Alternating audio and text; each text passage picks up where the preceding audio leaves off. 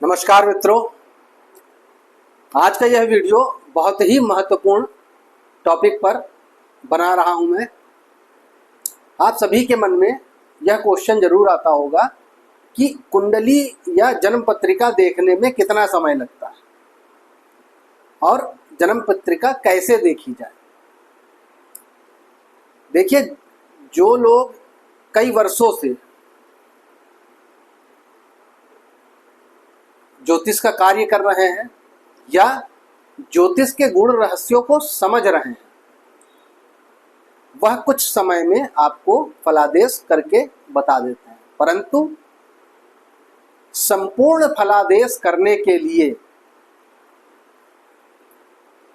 अत्यधिक समय की आवश्यकता होती है। जैसा कि आपने पुराने समय में विद्वानों को देखा होगा, बहुत लंबी लंबी कुंडलियां वह लोग बनाते थे और पूरे जीवन का सार उसमें लिख देते थे कि किस समय किस दशा में क्या घटना घटित होगी और उस घटना से बचने के लिए आपको क्या उपाय करने चाहिए।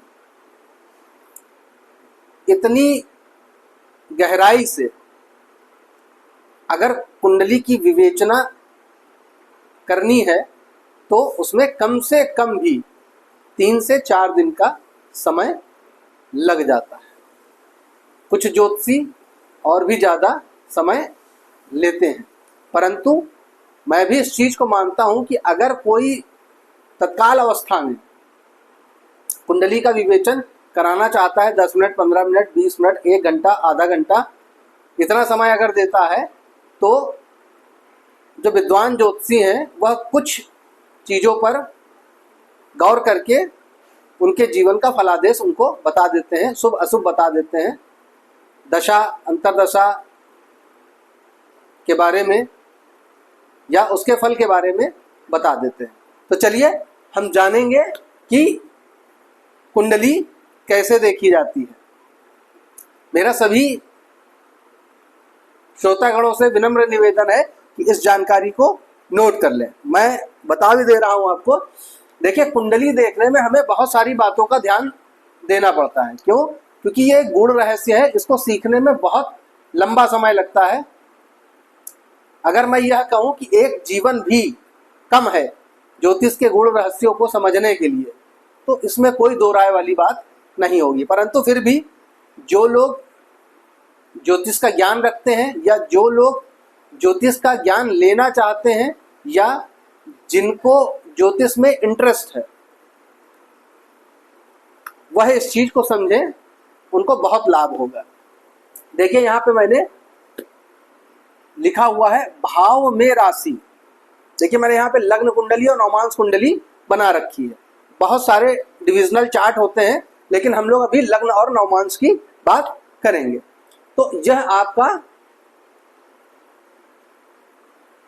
लग्न चक्र है या लग्न कुंडली है। एक राशि चक्र होता है जो कि चंद्रमा पे बेस्ड होता है, उसे हम लोग राशि चक्र कहते हैं। यहां पर अगर गौर करेंगे तो देखिए 12 भाव हैं। इसे प्रथम भाव, इसे द्वितीय भाव, इसे तृतीय भाव, इसे चतुर्थ भाव, पंचम भाव, षष्ठ भाव, सप्तम भाव, अष्टम भाव, नवम भाव, दसम भाव, एकादश भाव और द्वादश भाव कहते हैं। तो भाव में राशि कहने का तात्पर्य यह है कि किस भाव में कौन सी राशि है। जैसे अगर मैं यहाँ अगर दिखाऊं तो यह प्रथम भाव है, लेकिन प्रथम भाव में 10वीं राशि है। यहाँ पे 10वां अंक पड़ा है, मतलब 10वीं राशि है। तो कहने का तात्पर्य यह हो गया कि यहाँ पर मकर लग्न हो गया। तो अब यह कुंडली हम लोग मकर लग्न के जातक की कहेंगे, यह आप लोग समझ गए होंगे। तो लग्न में राशियां बदलती रहेगी।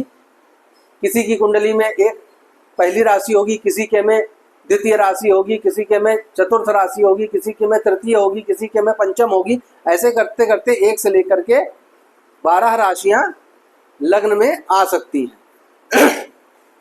अब बात कर लेते हैं शुभ ग्रह और अशुभ ग्रह। जब भी आप लग्न का चार्ट देखते हैं तो यहाँ पर आपको समझना होगा कि लग्न हमेशा शुभ होता है त्रिकोण हमेशा योगकारी होते हैं और 1 2 3 4 केंद्र शुभ होता है, परंतु केंद्र जो है वह अपनी शुभता कायम रखने में सक्षम नहीं होता। इसको आप जरूर ध्यान दीजिएगा। केंद्र प्लस त्रिकोण अगर हो जाता है तो शुभ प्लस योगकारी मिलकर के बनता है पूर्ण योगकारी। शुभ ग्रह और अशुभ ग्रह का आपको ध्यान देना है। मतलब 1 4 7 10 5 और 9 इन घरों को छोड़ करके बाकी जितने घर हैं वह अशुभ की गिनती में आ जाएंगे। शुभ प्लस अशुभ अगर हो जाता है, इस बात को समझिएगा, अगर कोई केंद्र का स्वामी है और वह अष्टम का भी स्वामी हो जाता है तो वह अशुभ हो जाए। इसको आपको ध्यान देना है। परंतु अगर कोई द्वितीय का स्वामी है, अगर कोई द्वितीय का स्वामी है और वही द्वादश का भी स्वामी है तो यहां पर स्थिति सम की आ जाएगी, तटस्थ की आ जाएगी। इस पर ध्यान दीजिएगा।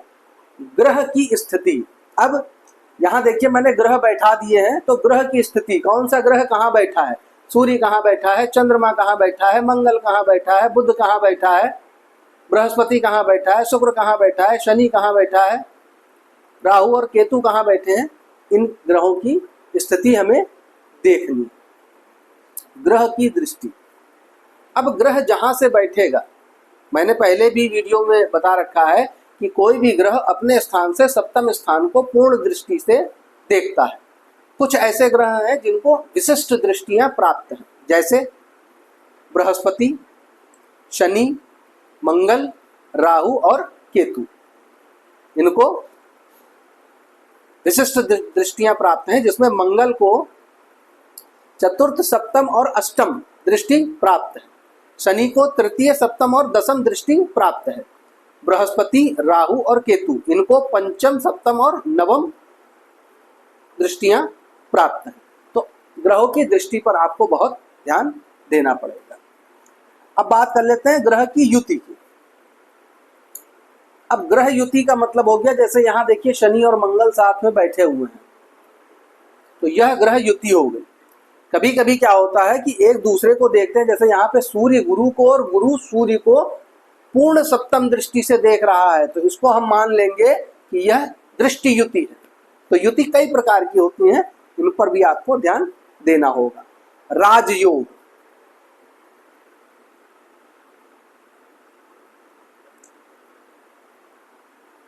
चौवालीस प्रकार के राजयोग बन जाते हैं, इन पर आपको ध्यान देना होगा।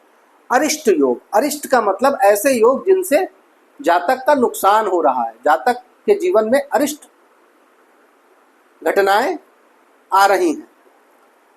दशा अंतरदशा, मतलब किस ग्रह की दशा चल रही है। हर ग्रह का अपना अपना समय होता है, हर ग्रह की अपनी चाल होती है। तो दशा अंतरदशा देखना है। प्रत्यंतर दशा देखिए, दशा महादशा हो गई, अंतरदशा हो गई, प्रत्यंतर दशा हो गई, सूक्ष्म दशा हो गई और प्राण दशा हो गई।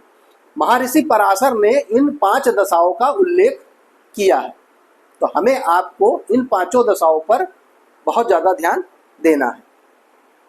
देखिए बहुत सारी चीज़ें हैं जो कि मैं यहाँ पर नहीं लिख पाया हूँ, मैं बता देता हूँ कि आपको गोचर का भी बहुत ध्यान देना है। आप संपूर्ण जीवन की बात तो कर रहे हैं, परंतु वर्तमान समय की जब आप बात करेंगे तो आपको गोचर देखना होगा। और जातक के प्रश्न, जातक के प्रश्न बहुत महत्वपूर्ण हैं।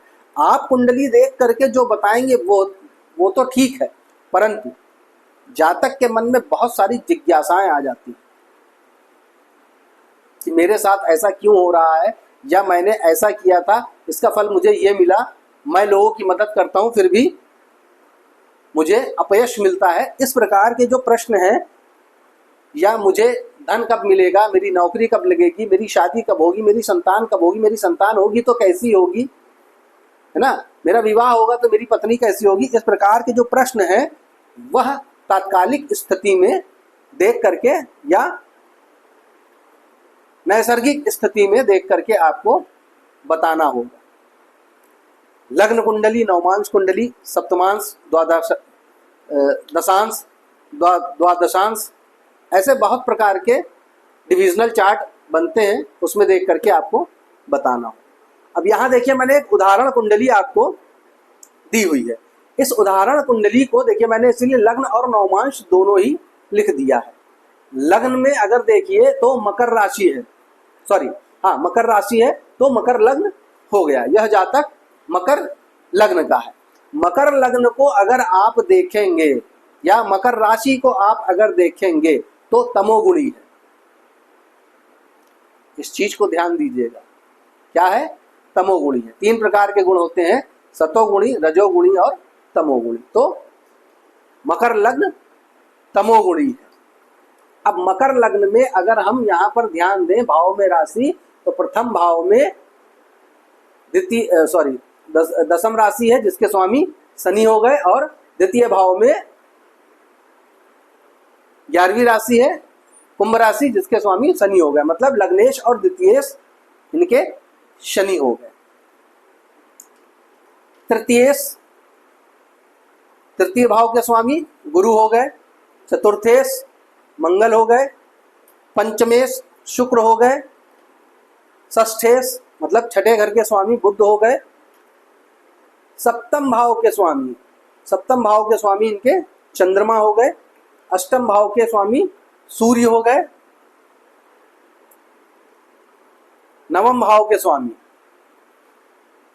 षष्ठम और नवम भाव के स्वामी बुध हैं, क्योंकि बुध की 2 राशियां हैं। चंद्रमा और सूर्य को एक एक राशि का स्वामित्व प्राप्त है। राहु और केतु को किसी भी राशि का स्वामित्व प्राप्त नहीं है। वह जिस राशि में बैठते हैं उस अनुसार फल देते हैं, या जिन ग्रहों के साथ बैठते हैं उस अनुसार फल देते हैं। दसम भाव में देख लीजिए, सप्तम राशि है, पंचमेश मतलब पंचम भाव में वृष राशि है, वृष राशि का स्वामी शुक्र हो गया, और दसम भाव में सप्तम राशि है, 7वीं राशि है, 7वीं राशि तुला राशि है, उसका स्वामी भी शुक्र हो गया। तो शुक्र पंचमेश और दशमेश दोनों यहाँ पर हो रहे हैं। देखिए सुखेश जो है चतुर्थ भाव में मेष राशि है, मेष राशि का स्वामी मंगल हो गया, और एकादश भाव में वृश्चिक राशि है, तो वृश्चिक राशि का स्वामी भी मंगल हो गया, मतलब लाभेश और सुखेश मंगल हो रहे हैं। और तृतीय भाव में 12वीं राशि है, 12वीं राशि मीन राशि है, मीन राशि का स्वामी गुरु है, और द्वादश भाव में 9वीं राशि है, 9वीं राशि धनु राशि है, धनु राशि का स्वामी भी गुरु है। तो कहने का मतलब ये हो गया तृतीयेश और द्वादशेश गुरु हो। तो अब हम यहाँ क्या कहेंगे कि लग्न शुभ हो जाता है, पंचम शुभ हो लग्न पंचम और नवम यह हमेशा शुभ फल प्रदान करते हैं। कहने का तात्पर्य यह हो गया कि जब भी इनकी शनि की महादशा आएगी, शुक्र की महादशा आएगी और बुध की महादशा आएगी, तो यह बहुत तेजी से तरक्की करेंगे, बहुत तेजी से आगे बढ़ेंगे। प्लस चंद्रमा की अगर महादशा आ जाती है, अच्छा चंद्रमा यहाँ पर देखिए द्वितीय और सप्तम भाव जो है वह मारक भी होता है, परंतु शुभ है, तो चंद्रमा की दशा में भी इनको फल जो है वह शुभ ही प्राप्त होंगे। बाकी जो अन्य हैं, जैसे सूर्य की महादशा आएगी तो इनको हिडन प्रॉब्लम्स आएंगी, गुप्त शत्रु मिलेंगे, हिडन प्रॉब्लम आएंगी, गुप्त शत्रु मिलेंगे। हो सकता है क्यों? क्योंकि यह एंसेस्टर्स का घर है, दैवीय आपदा, पितृ जो है उनको भी पितृ देवता कहा जाता है। अब यहां देखिए नवमेश और तृतीयेश बुध हो रहे हैं, बुध के समय में इनको बहुत अच्छा फल मिलेगा, परंतु षष्ठेश छठे भाव का भी फल मिलेगा। मंगल की दशा, मंगल की दशा में भी इनको कष्ट भोगना पड़ेगा। ठीक है, ऐसे ही आप यहाँ पर फल विवेचन कर सकते हैं। परंतु अगर लग्न देखते हुए आप नवमांश देखेंगे तो बिना नवमांश के आप लग्न की व्याख्या नहीं कर सकते हैं, क्योंकि लग्न अगर शरीर है तो नवमांश उसकी आत्मा है। अब गौर से अगर देखिए तो चारों केंद्र में शनि, शुक्र, केतु, गुरु और राहु बैठे हैं। त्रिकोण में सूर्य, चंद्रमा और मंगल, एक ग्रह बाहर है लाभ स्थान में बुध। कहने का मतलब यह है कि यह जो जातक है, नवमांश कुंडली में आप देख करके इनके यहाँ के फलों की बात कर सकते हैं। अगर हम यहाँ पे बात करें तो आप ये देखिए, सूर्य यहाँ पर बैठा हुआ है और गुरु यहाँ पर बैठा हुआ है। सूर्य के यहाँ बैठने से, सूर्य एक ज्वलनशील ग्रह है, इसको आप समझिएगा। सूर्य एक ज्वलनशील ग्रह है, ये माता का स्थान है, यह सुख का स्थान है। आपके संपूर्ण जीवन का सुख यहां से देखा जाएगा। यहां पर सूर्य उच्च का है, मेष राशि में है, सूर्य उच्च का है। उच्च का होने से वो आपको बहुत सारी चीजें देगा, लेकिन बहुत सारी चीजें ले भी लेगा। जैसे यहाँ पर देखिए, कहा जाता है जैसे गुरु जहाँ बैठता है वहां का ध्यान नहीं दे पाता है, उसी प्रकार से सूर्य भी जहाँ बैठता है वहां का ध्यान नहीं दे पाता है। गुरु की दृष्टि जहाँ होगी वहां पर बहुत अच्छा फल मिलेगा, और सूर्य की दृष्टि जहाँ होगी वहां पर भी बहुत अच्छा फल मिलेगा। सूर्य की दृष्टि कर्म स्थान में है और गुरु की दृष्टि 1 2 3 4 5 धन स्थान में है, 6 7 सुख स्थान में है, 8 9 रोग ऋण रिपु स्थान में है। कहने का तात्पर्य यह है कि यह जातक, गौर से देखिएगा, यह जातक जो है परिवार से, वाणी से, धन धान्य से परिपूर्ण रहेगा, संपूर्ण प्रकार का सुख प्राप्त होगा और रोग ऋण रिपु लगेंगे। कुंडली है, व्यक्ति है, रोग ऋण रिपु लगेंगे, परंतु गुरु की दृष्टि होने के कारण बचा रहेगा। यहां देखिए राहु बैठा हुआ है, छठे घर में राहु का फल बहुत अच्छा बोला गया। छठे घर में राहु का फल बहुत अच्छा बोला गया है। एक श्लोक है, मैं हमेशा कहता हूं, 63 एकादशे राहु 63 एकादशे शनि 63 एकादशे भौम सर्व अरिष्ट विनाशनम। मतलब तीसरे, छठे और 11वें स्थान में राहु, शनि और मंगल अगर बैठे हो तो संपूर्ण प्रकार के अरिष्टों का नाश करते हैं। ऐसा जातक जो है वो बहुत ही पराक्रमी होता है। तो यहाँ पर राहु बैठ करके संपूर्ण प्रकार के अरिष्टों का नाश करेंगे, शत्रुओं का दमन करेंगे। तो इस प्रकार से आपको कुंडलियां देखनी है कि कहां पर कौन सा ग्रह बैठा है, कहां दृष्टि डाल रहा है।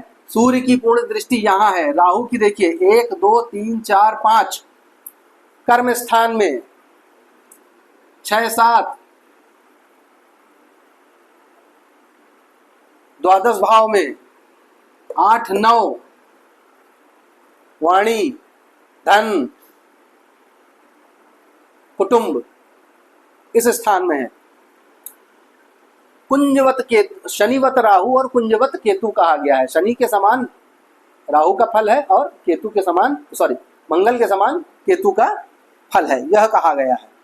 शनि और मंगल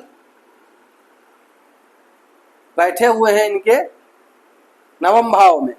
नवम भाव से दोनों की सप्तम दृष्टि यहां पड़ रही है और शुक्र की सप्तम दृष्टि यहां पड़ रही है। तो शुक्र की शुभ दृष्टि शनि और मंगल पर पड़ने से यह दोनों ग्रह भी शुभ हो जाते हैं।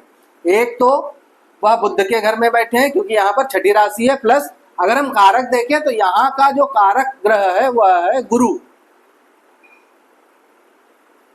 मतलब गुरु के घर में बैठे हैं। तो गुरु के घर में बैठने से मंगल और शनि ठीक ठाक फल देंगे। हाँ, उनकी युति अगर हम बहुत डीप जाएंगे तो उनकी युति का फल हम अलग कुछ बता सकते हैं। गौर से देखिए, बुध यहाँ बैठा हुआ है। कहने का मतलब यह है कि जातक बहुत ज्ञानवान, गुणवान होगा। गुरु कर्म स्थान में बैठे हुए हैं शुक्र के घर में, और हमारे शुक्र देवता कहाँ बैठे हैं? गुरु के घर में। मतलब स्थान परिवर्तन हो गया है।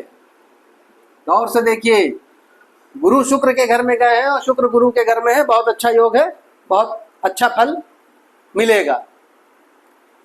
जातक धार्मिक क्रियाकलापों में भी संलग्न रहेगा। धर्म पत्नी बहुत अच्छी मिलेंगी, चंद्रमा के समान रूपवान, गुणवान, धार्मिक प्रवृत्ति की, और लाभ स्थान में चंद्रमा वृश्चिक राशि में बैठा हुआ है। यहाँ पे देखिए शुक्र भी उच्च का है, क्योंकि मीन राशि में बैठा है, शुक्र उच्च का है, सूर्य भी उच्च का है। ठीक है, बहुत सारी चीजें यहाँ पर आप देख करके बता सकते हैं। कहने का मतलब यह है कि इनकी जो संतान होगी वह भी बहुत ज्ञानवान और गुणवान होगी। और मैं ये भी कह सकता हूँ कि इस जातक को अगर प्रयास किया तो सरकारी नौकरी भी प्राप्त होगी, क्योंकि सूर्य और गुरु केंद्र में बैठे हैं। एक श्लोक और है, एक केंद्र भवे सुखी, द्वि केंद्र धनागमन, तीन केंद्रम रासमानम, केंद्रहीनम दरिद्रता। कहने का मतलब यह है कि अगर एक केंद्र में ग्रह हो तो भवे सुखी, दो केंद्र में, जैसे इन जातक के दो केंद्र में ग्रह है, तो दो केंद्र में ग्रह का मतलब हो गया धनागमन, मतलब ये जहां रहेंगे वहां पे धन का आगमन होता रहेगा। इनके पास है नहीं है मुझे इससे मतलब नहीं है, लेकिन इनके चरण जहां पड़ जाएंगे वहां धन का आगमन शुरू हो जाएगा। हालांकि कुंडली जिस हिसाब से बता रही है, धनवान होंगे, ज्ञानवान होंगे, धर्मात्मा भी होंगे।